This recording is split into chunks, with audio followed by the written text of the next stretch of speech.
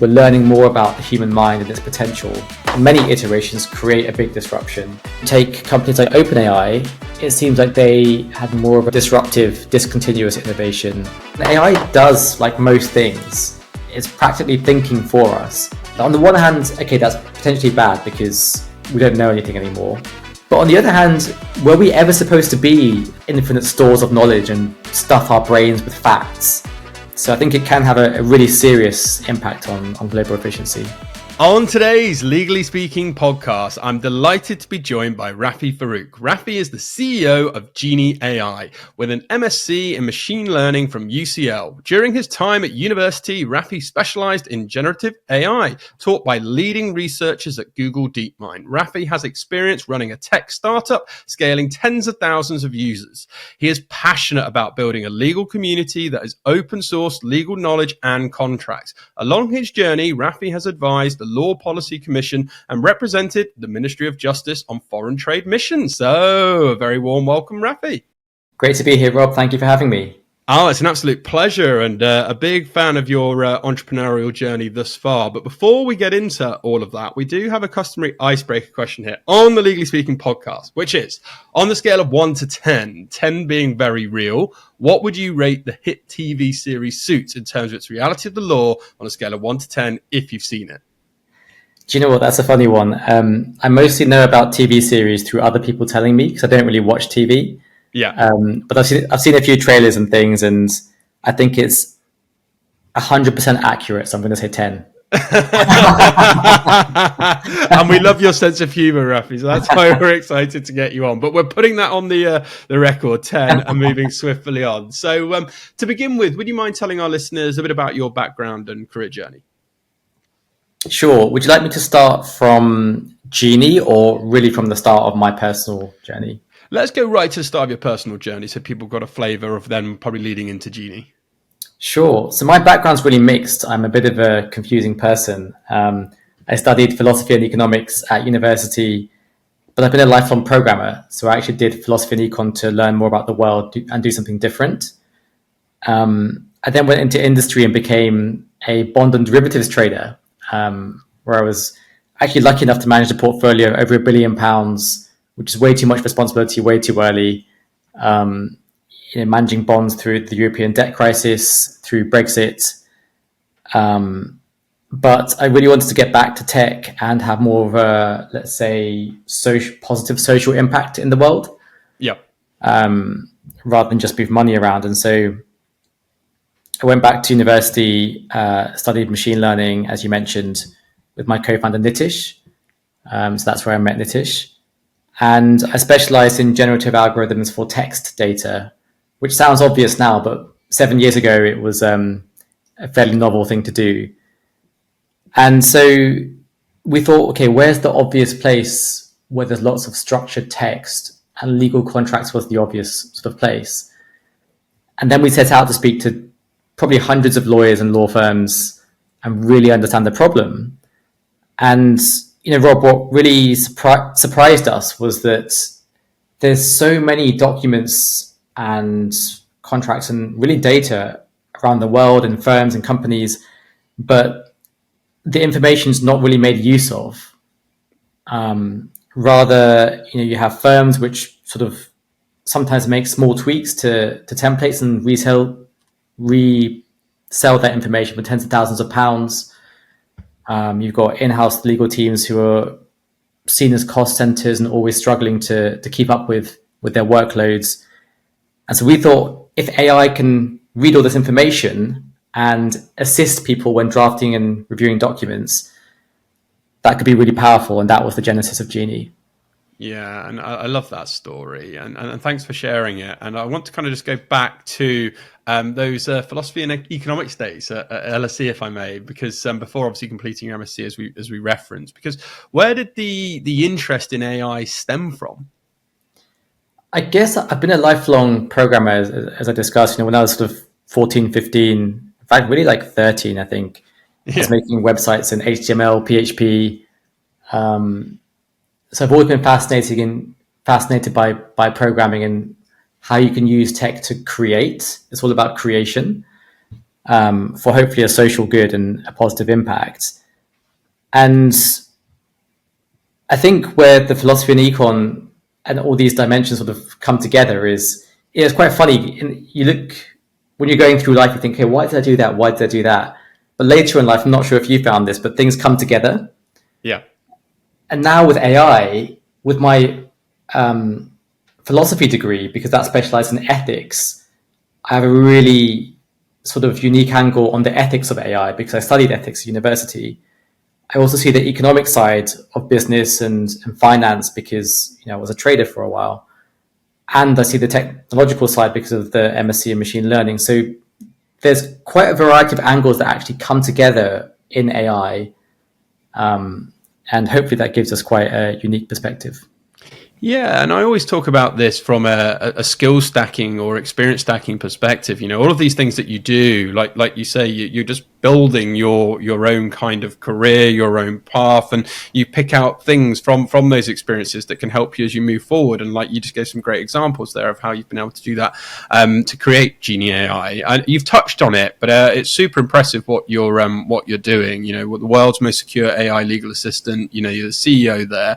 Tell us a bit more about Genie AI to people who might be completely brand new to it. Yeah, so put simply, Genie is made for business teams and lawyers who have a high volume of legal drafting needs. And typically, what you'll have is, let's take a business executive at a company of 200 or 300 people. Maybe they don't have a legal team, or they're spending lots on law firms, and they're asked to draw up all these business as usual contracts, be it to employ people, to sell product, to raise funds. So normally it spends £5,000, £10,000 with a firm, but now you can go into Genie and we have an algorithm called Create from Scratch where you can basically generate a 30-40 page document in minutes, that is professionally formatted, contains all your customized needs specific to your company, contains the laws of the jurisdiction, and we cover most jurisdictions across the world. And you can even then review it on Genie because you're wondering, how do I trust this document from AI? Yeah. So we have a risk flagging algorithm that also reviews the document to help you trust it. So for business teams, this helps them save on legal fees, and we actually find for legal teams, if they're in-house, they're typically just really overworked. So it's about saving the cost of hiring another person, increasing contract turnaround times, and ultimately increasing revenue for the company. Because we want lawyers to be seen as not just a cost center, but actually adding value to the company. Yeah, I'm really for that, and I'm pro tech for good. I'm pro tech for helping reduce the access to justice gap. I'm pro trying to help it from a workplace well-being and reducing the overwhelm, the stress, the pressures, and that's why we want to bring on entrepreneurs, thought leaders who are really leading that charge. Because I think legal tech for good has so many positives for the world, frankly. And so speaking of big things, and I talk a lot about this in terms of tech businesses without a North Star, I don't think have miles. They really need to have a North Star, that mission, that vision, and people buy into it along the way, and you build your community, and from that you go forward. And Genie AI is all about creating a better model for the practice of law, one based on value derived rather than hours billed. So what, to you and everyone listening, does Genie AI stand for, and what is the meaning behind Genie AI's mission? Yeah, that's a really good question, and I love mission-driven companies. So our mission is to empower everyone to be able to draft quality legal agreements. So it's really about empowerment, because law is all about knowledge. You've got knowledge lawyers, professional support lawyers in law firms, and also what's so funny, Rob, is lawyers typically specialize in one practice area, but an employment lawyer will never talk about corporate law. But if you're a programmer, you can study JavaScript, and then you can study PHP, you can study HTML, whatever it is. There's no problem. You just learn it. Yeah. But in law, it's like, no, I must only do this thing that I was permitted to do from a 2 or 4 year training program. So it's very sort of buttoned down and almost like persecuted, you know? Yeah. Yeah.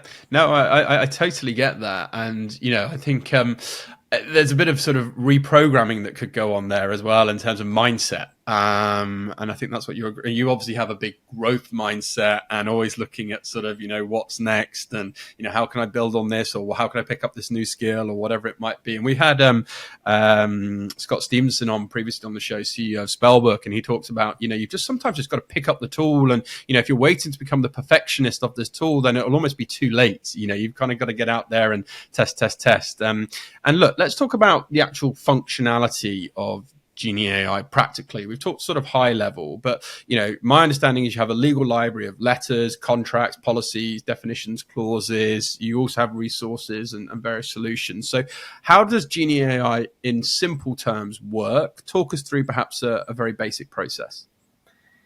Yeah, in simple terms, I've given the example of a business exec. So let's take a lawyer in a team of 5 or 6. Yep. So we have quite a lot of construction and manufacturing companies in Genie, and typically they might need to raise funds for a particular construction project. So what they'll do is they'll go onto Genie and they could search for a template in our template library, and those have been used by hundreds of people, in fact thousands of people across 7 years. So we've iterated them, made them good quality. Or if you can't find something there, they could just create a document from scratch with our AI, which will generate a 30, 40 page agreement. Or you may have your own document, you may have your own template, or a counterparty may give you a document to review. So you can also upload that to Genie. A big problem for lawyers is document formatting, which sounds boring. But actually, in many of these companies, these legal tech companies, when you upload Word documents, everything gets messed up, the numbering, comments, track changes. So we import all of that. We import the styles, the comments, the track changes, everything. And then you can literally use our AI chat on the left-hand side of your documents, as well as some quick AI buttons like explain, amend. And you can risk review your document, spot red flags, make updates, make amendments, and eventually send it out to reshare it with your counterparty. Love it. And look, it's saving time, it's more efficient, it's more productive. We obviously do a lot of work with Clio, who we've partnered with for many years. And I remember Jack Newton saying just last year at an event at Canada House, AI is a legal workforce multiplier. You actually think about how if it's used for good, you can really amplify your work. And that's a great case and example of productivity gains and efficiency gains through what you've articulated. You touched on it a bit earlier, but just sort of the building of Genie AI. Would you mind sort of explaining a bit more of the journey to where it is today? I'd be curious to learn more. Sure. It's been 7 years now, so there's a lot to look back on, actually. Yeah.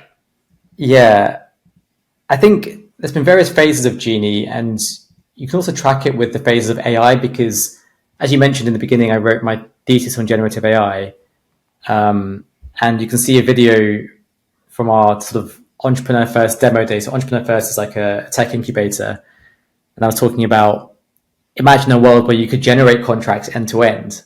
Yeah. With Gen AI before, much before GPT-2, or I think even GPT-1 actually. And now it's all possible. But back then we were using what's called the discriminative AI. Yeah. Which was the prevailing approach back then.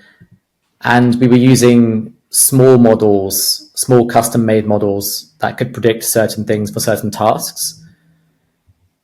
And again, that was the way machine learning was done. And then transformers came out and you could start to generate text. So we were using models like BERT for a while.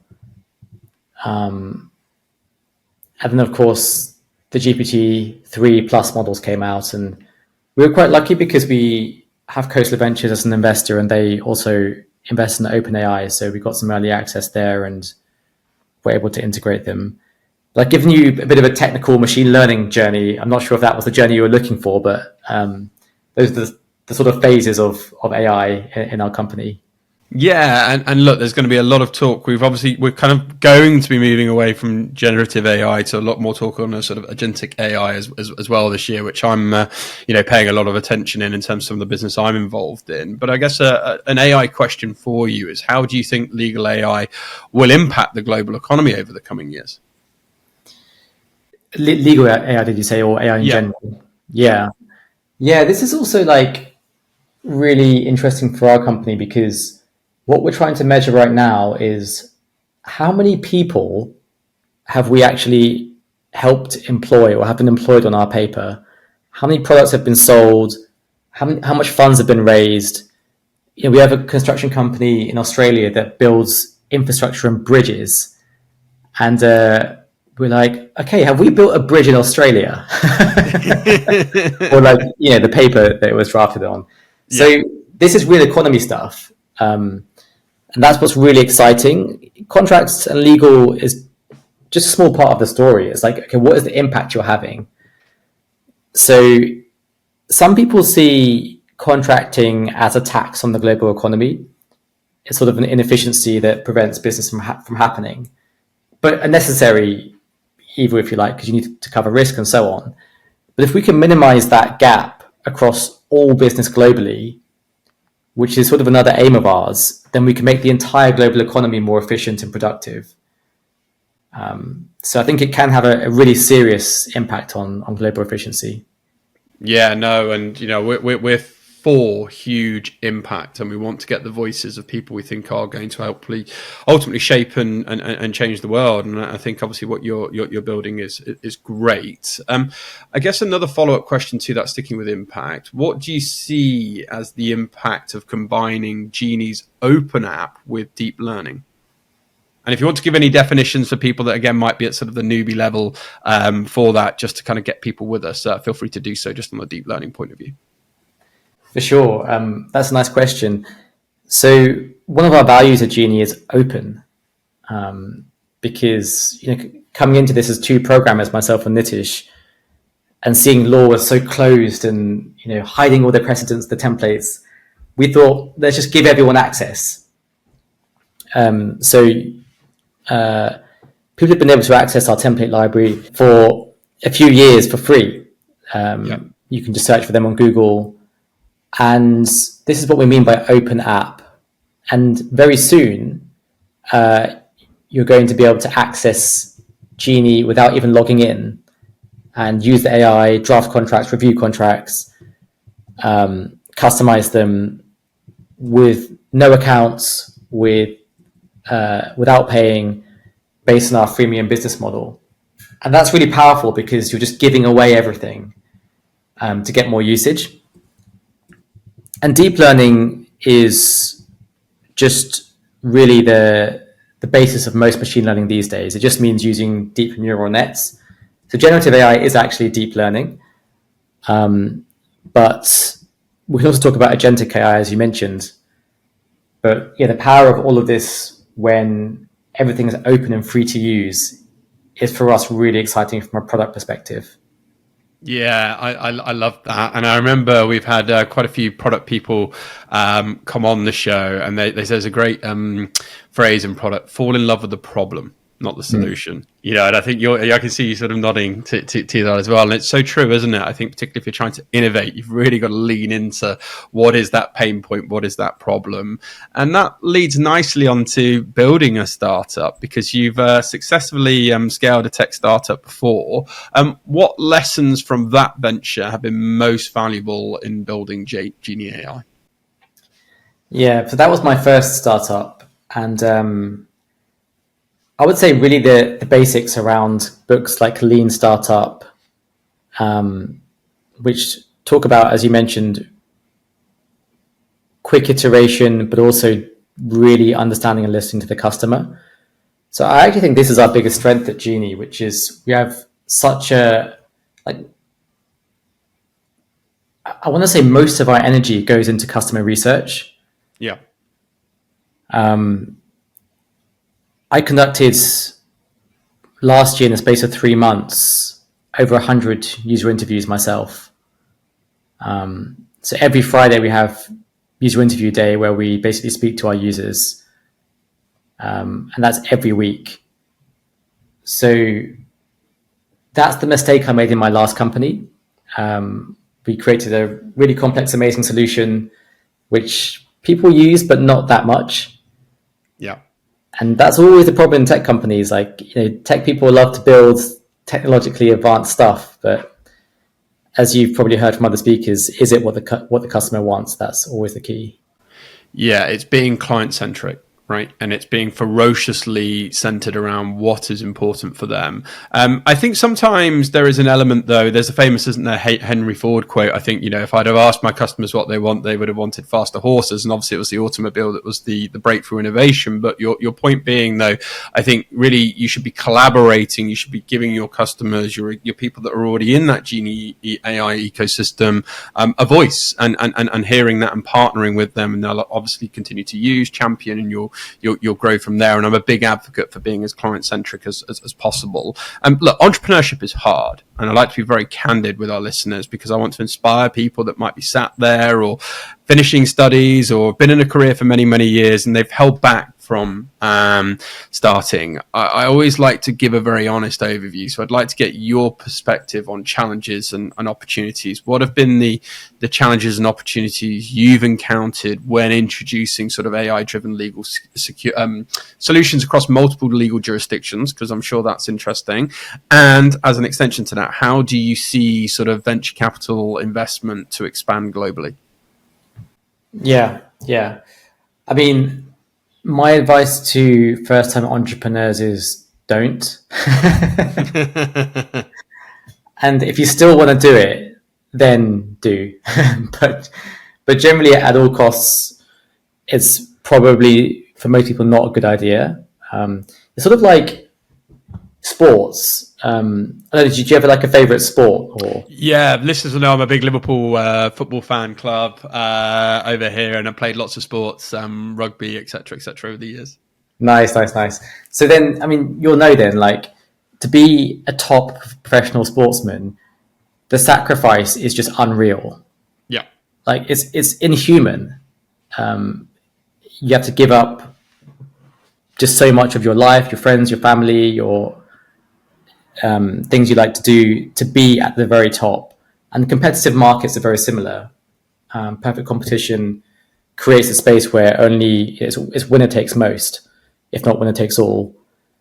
And so that's really the truth of entrepreneurship. It's a long, solitary path of giving everything up. Legal AI specifically is a competitive market. Legal's been around for a while. There have been phases, I think, with the Gen 1 legal AI companies who were using like very early rudimentary, maybe rules-based methods. Yep. Then we have the Gen 2 companies, which I would say Genie is in that category. Started 7 years ago, using both discriminative and generative AI. And then you have Gen 3 companies who are coming in now just after OpenAI and so on. No generation is better or worse. They each have pros and cons.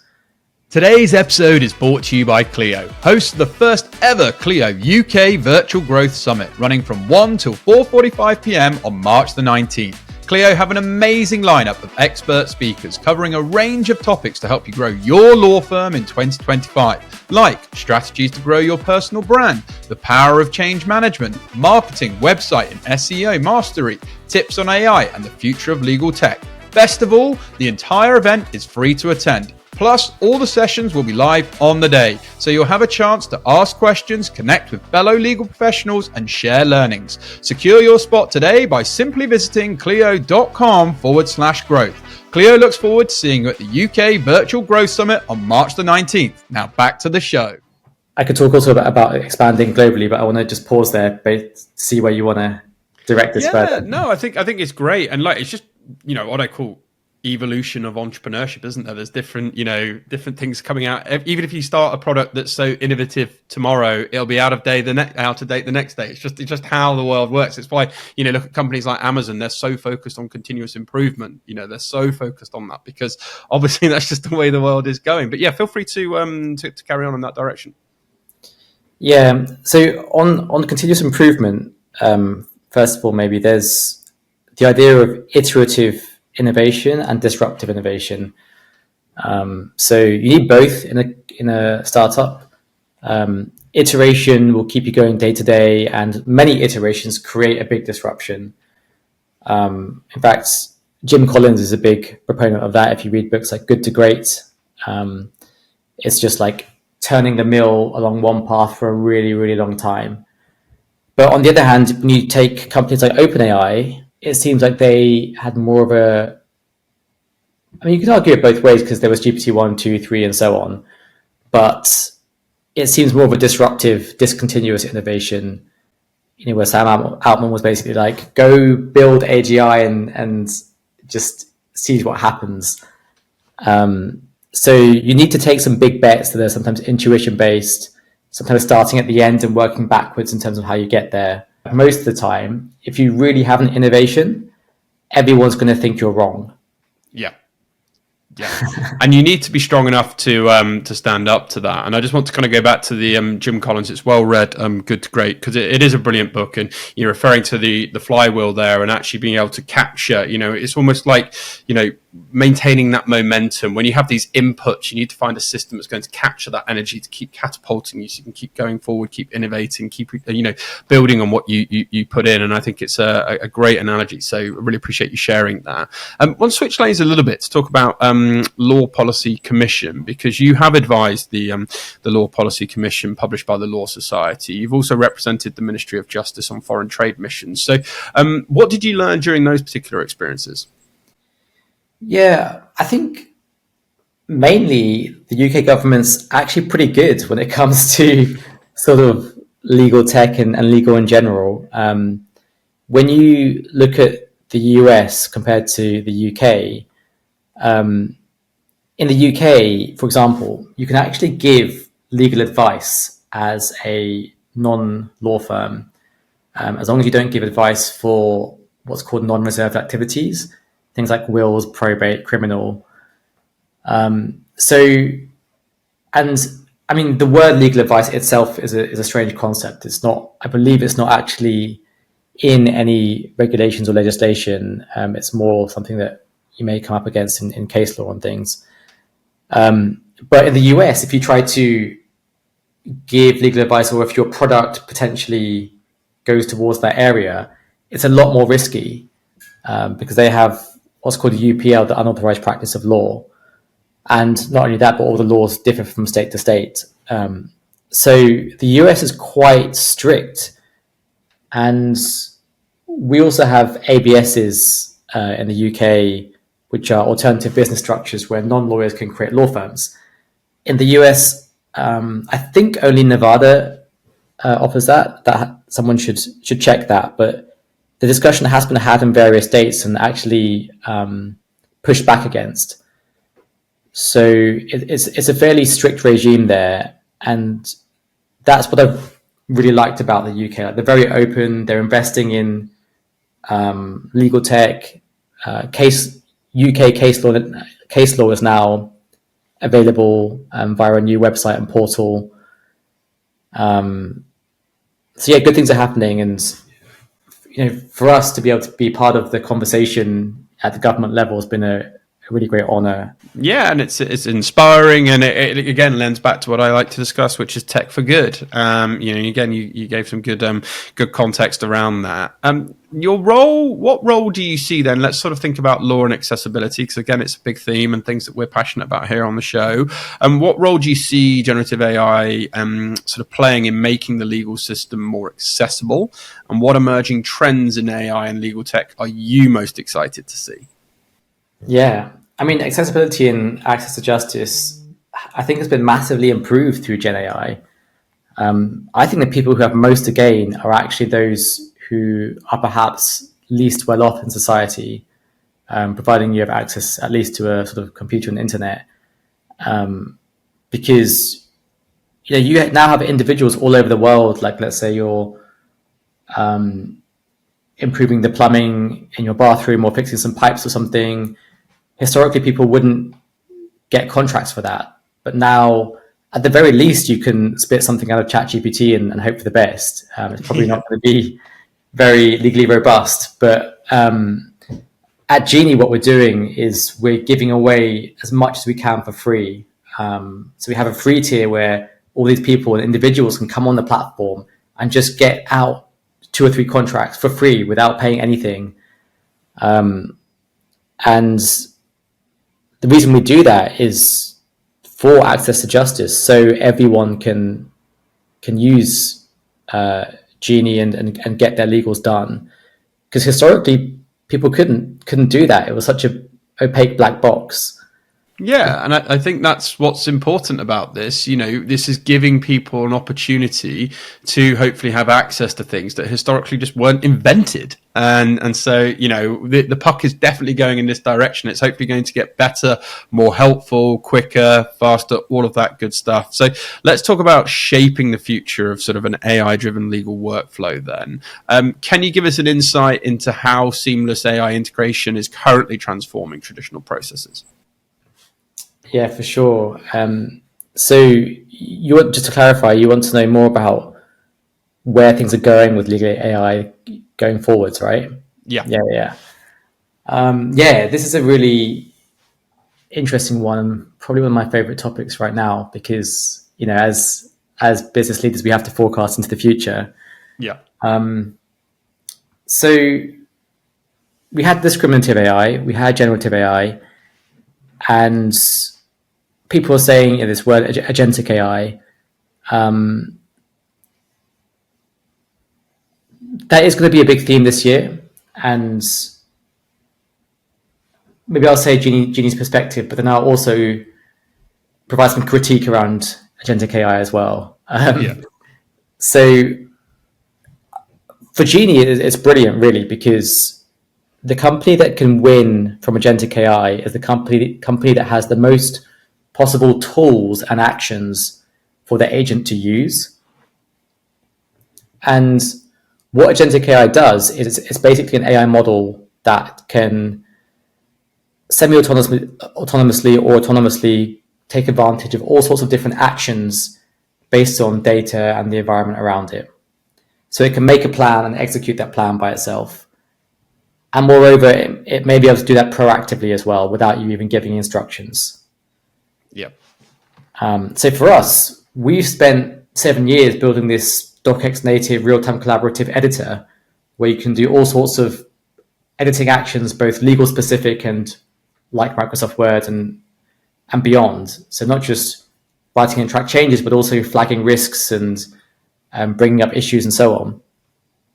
And so having an agent be able to control all of that is for us super powerful, because now you can say as a user, hey, can you spin up a 40-page MSA agreement, highlight the key problems in red, suggest amendments and track changes, and then email this to John. All of that can be done in one prompt, Yeah. which is pretty nuts. It's pretty evolutionary, isn't it? I think, my late grandfather ran a law firm in the 1950s.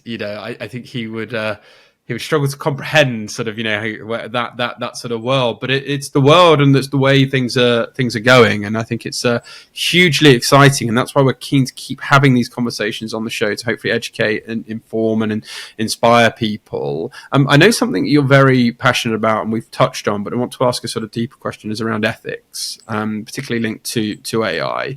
Do you strongly believe the need for open source collaboration and industry standards to ensure transparency in AI applications? Yeah, I do quite strongly believe in open source. Yeah. That's why we make all of our templates freely available. That's why you can sign up for free and use the product for free. And I think it is great. As much as I'm not necessarily um, well, I've got mixed feelings about Meta, let's say, Yeah. but the fact that they have released their models with an open source license, I think, is really, really good and important for society. I think one of the biggest things we can do for ethical AI is actually just to give everyone free and equal access to it. Because what you don't want is like a society of technocrats where the rich and the powerful benefit the most from AI. Yeah. AI is actually a great opportunity to equalize society and have those least off most benefit. And I think that is sort of happening actually, which is really exciting. I think everyone would like to see a little bit more of that leveling of the playing field to help people, and a kinder, more collaborative world. I think that would be great, and something obviously we champion. Something else that you have been is a mediator, a lifelong mediator. So I would like to sort of talk a little bit more about wellness being the core of Genie AI's creation. How has sort of mindfulness influenced the design and culture at Genie AI? Yeah, for sure. I think we went to say meditator there, but absolutely with mindfulness and wellness, it's a big theme for us.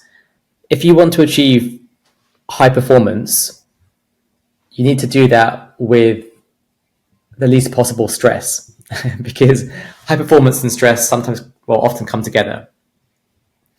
And to do that, we need to take care of our well-being. Yeah. And so at Genie, we run regular meditations, yoga sessions, breathwork sessions. We have a company retreat coming up just next week, and there'll be well-being sessions there. And it's yes, it's partly about feeling good, not being stressed, being relaxed, which creates a flow state. But it's also about receiving inspiration and downloads of brilliant ideas. There's going to be a whole new way of being in society, because when AI does like most things, it's practically thinking for us. Yeah. On the one hand, okay, that's potentially bad because we don't know anything anymore. But on the other hand, were we ever supposed to be like infinite stores of knowledge and stuff our brains with facts? Like, maybe not. I've been having a lot of sort of dinner discussions over meals about the future and AI, and like where we know what is the sort of purpose and where is this going. So yeah, it just sort of brought a smile to my face when you were touching on that, because it's true, isn't it? It sort of makes you think really deeply. And we've had Elizabeth Rimmer, CEO of Law Care, come on, obviously the largest sort of mental health charity, wellbeing in the profession, come on and shared insights and tips. And it's great that you, as a sort of advanced tech within legal business, that are really putting that at the core of your sort of culture. And I think the more leaders that do that, the better. And because burnout is real, and burnout is a growing concern in the legal profession. So how can AI actively contribute to reducing stress and potentially improving work-life balance for lawyers, which has always been a bit of a challenge, particularly in the sort of big law world, so they can actually focus on perhaps more meaningful work? Absolutely. And you and all of the listeners will know the arguments around, okay, AI improving efficiency, so people get more time back and so on. And I think that's true, but it's a little bit boring, maybe. Like we've heard that before many times. What I'm quite excited about is purpose. If people feel like they have purpose, autonomy, and are getting recognition in their company, that makes them feel good. Yeah. And yeah, what we're often hearing is with in-house lawyers, they want to work on the really exciting stuff, like that big investment deal, that big M&A acquisition. They want to advise the CEO. They don't want to be drawing up that. It's with an example where they had to draw up a contract for like a vending machine, or like there's basic employment contracts, Yeah. and that's really where AI can help give them back purpose. Yeah, and I'm a big fan for purpose, because putting my sort of legal recruiting hat on and, advising people through career moves, I really strongly encourage them to do that deep work, to think about what is the purpose, what do they want to get from their careers, more than just turning up for a role and taking a paycheck. Let's talk about creativity, because again, we've had people, and I've run events where people have strong arguments and views on this linked to sort of AI and human creativity. You believe AI can enhance human experience and enhance creativity and safeguard well-being. How do you envisage AI being used to create more personalized human approaches? Yeah, really interesting. I think there's two types of creativity. There is drawing from past knowledge, and there's inspiration. Yeah. I want to say drawing from past knowledge and drawing from new knowledge, but let's just call the latter inspiration. And so AI is really great at using all this past data to come up with all sorts of ideas and even new ideas, and that does do as well as humans in many or most creative tasks. But what AI will never be able to do is be inspired. And as humans, I'm not sure we really understand what inspiration is ourselves yet. But that thing when you go for a walk or you're in a flow state and you just get an idea pop into your mind from nowhere, and it just happens to be the exact solution that you need or solution to your problem. That, I think, is where humanity's going. And actually, that's quite exciting because we're learning more about the human mind and its potential. And actually, if AI can do the maybe grunt work of what we were doing in the past, memorizing facts, drawing inferences, doing calculations, we can move to that like really high creative space of inspiration, and downloading new ideas. Yeah, and there's a reason. Okay, I have a dog, but I walk every day. I think if you're struggling for ideas, go for a walk. Like, it's amazing.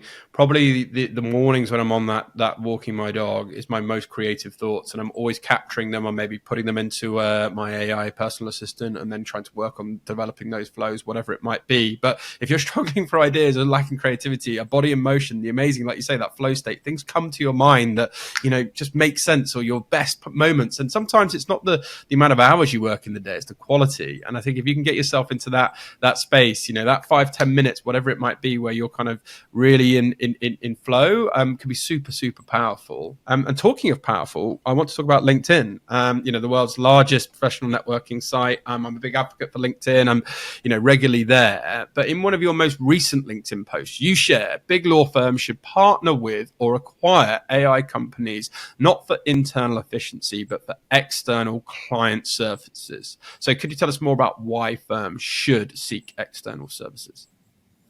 Yeah, it's an interesting one. So we've worked with big law firms in the past, and there's great people there, and we've had some really good relationships. But they do really, really struggle to procure legal tech, as probably everyone knows in terms of your listeners.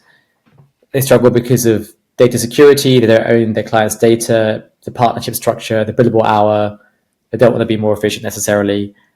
And so my view for big firms is people procure big firms because they want that high touch, opinionated human interaction, from human experts. Yeah. And so they should double down on that, really. Like, that's what's drawing their profits. And with regards to AI, it's they're going to really struggle to implement it anyway in a way that helps, and not just a way that's like for visuals or a bit of marketing. But B, it's not really their core business model anyway. Like, efficiency is not what they're selling. They're selling high touch, tailored services. And so what they should do, and especially if you read books like The Innovator's Dilemma, they should actually just buy out legal AI companies, but keep them like relatively separate to the law firm, because they need to operate a different business model in order for the legal AI company to be efficient and effective. And the law firm needs a different business model, which it currently has, to optimize for high touch services. Yeah, I like that, and I like the way that you're thinking. I think it makes a lot of sense. And look, it's clear that Genie AI is going to go on to do some super exciting things. So I guess before we close, what is your vision for the legal profession in the next, I don't know, 5-10 years, and how do you see Genie AI playing a key role in that transformation? Yeah, what I really want to see is the big themes in legal fixed. Someone once told me like what they want from Genie is legal fixed. Just like Like, that, yeah. great, thanks for that. But still, like, everyone knows that there are problems, and the big themes around the business model. People are never happy with the billable hour, so we want to bill by value, not by time. Burnout, the way lawyers are treated in businesses, seen as cost centers or in this hierarchical structure of law firms where you're almost selling your body because you're selling your hours. Yeah. Being able to measure like what is a good quality document, and finally giving everyone access to be able to draft quality legal agreements. So by the end of this whole legal AI phase, there'll be no end, of course, but what we want to see is a society where everyone is empowered to draft quality agreements, where the cost of legal is dropped to become accessible to everyone, where lawyers are empowered and inspired to do their best work on exciting, difficult, complex legal projects, and ultimately where the business model is one where it's based on value. And this is where we see the future going. Yeah, and we absolutely support that future, and I think giving people that empowerment is going to be fantastic for you, and horribly sort of exciting in terms of those people that are listening in right now, because it just never existed before. And you think in the next 10 years that people are taking action on things, and you've been a part of that solution. That's very, very, very exciting. Look, this has been an absolutely fascinating discussion. If our listeners want to learn more about your journey or indeed Genie AI, where can they go to find out more? Feel free to share any websites, any social media handles. We'll also include them in this episode for you too. Absolutely. They can check in on our website, www.genieai.co. Do people even say the WW anymore? I don't know. No, I was going to say that's the first time. Yeah, but no, I like to keep it old school sometimes. We're talking very forward, but we'll keep it a little bit old school. We'll keep the WWW in there. That's great. And they can also find our social media on LinkedIn, Genie AI, YouTube, and of course, I'm Rafie Faruq also on YouTube, Instagram, LinkedIn. So yeah. Fantastic. Well, thank you so much. It's been an absolute pleasure having you on the show. Really, really enjoyed it. So from all of us on the Legally Speaking podcast, sponsored by Clio, wishing you lots of continued success with your career and indeed what you're building with Genie AI. But for now, from all of us, over and out. Thank you for listening to this week's episode. If you like the content here, why not check out our world-leading content and collaboration hub, the Legally Speaking Club, over on Discord. Go to our website, www.legallyspeakingpodcast.com, for the link to join our community there. Over and out.